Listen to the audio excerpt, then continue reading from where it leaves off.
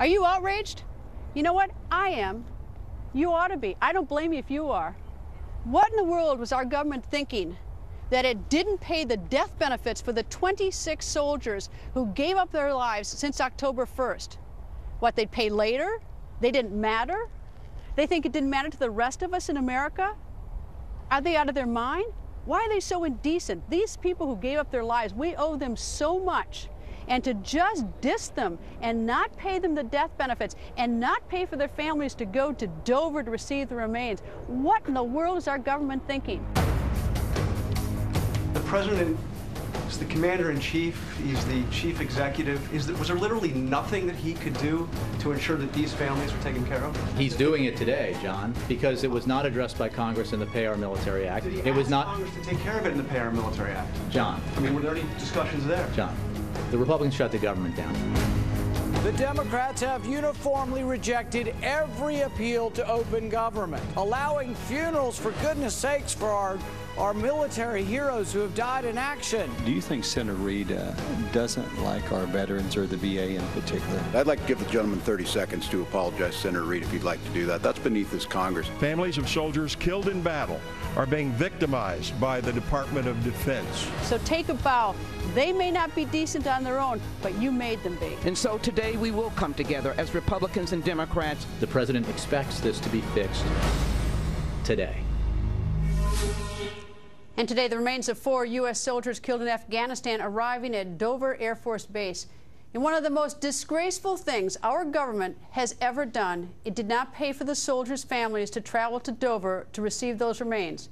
Kara Girar and Army veteran Tim Cook are friends of one of the fallen soldiers. They join us. Good evening to both of you. Hi. Hi. Kara, first to you. I know both of you are friends of the family, but tell me, what was he like? What was Sergeant Peters like? Honestly, I don't personally know Joe. We went to high school together, but I am mainly friends with his wife. We've become really close over the past year. We reconnected on Facebook through the cloth diaper community, and all I've ever heard from her was nothing but, you know, great things about him and how he took care of his family, and he sounded great from all his wife said. Tim, your thoughts tonight? We're just trying to help their family out, do what we can. What do you think about the fact that because of the government shutdown, the government did not pay for the families to travel to Dover, private organization did, and has not yet paid the $100,000 death gratuity, it's called? What do you think, Kara?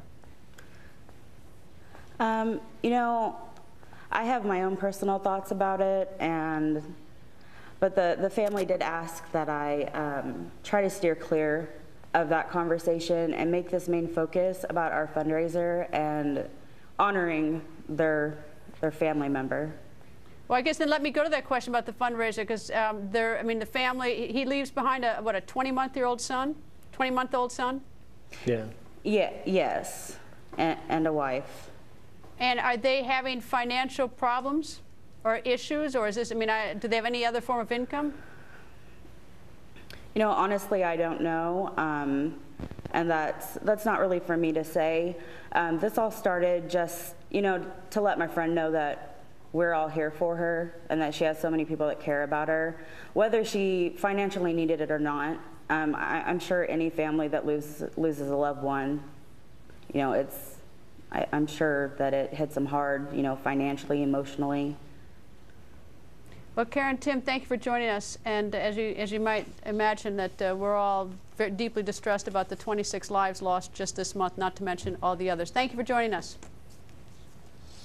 Now to Senator Tim Scott. He joins us. Nice to see you, Senator. Good to be back with you. Thank you. Senator, your thought about the fact that the military, you're just shaking your head. This is disgraceful. I have 2 brothers who are still active duty military today. One's in the Air Force, one's a command sergeant major in the Army. I got to tell you, these guys put their lives on the line. And for this government, our government, to say to them that we don't have the resources, remarkable. And for our president's response today, so flippant in the interview today, and listening to Jay Carney talk about our soldiers, our folks who are putting their lives on the line, it struck a chord with me personally. And this morning, in the office of Congressman Jeff Duncan, we had the father of a private first-class Austin who were on Capitol Hill today. His son, 20 years old, married 3 months, died in Afghanistan about 6 months ago. He's sitting there with us, and we're having this conversation. And then to watch this drama play out today in front of those men and women who are putting their lives on the line, it's just disgraceful. I don't understand it. The hardest thing for me is when I learned about it yesterday, which was the 8th of October, and immediately I called Ollie North, and everyone started making phone calls, scrambling to get private funds. Everyone was trying to come up with a solution fast because the plane was arriving today. It wasn't like there's a lot of time. If the government had even told all of us on October 1st, you know, there are so many Americans out there I know would have contributed. We all would have contributed, because who wouldn't want a family to be able to receive the remains at Dover?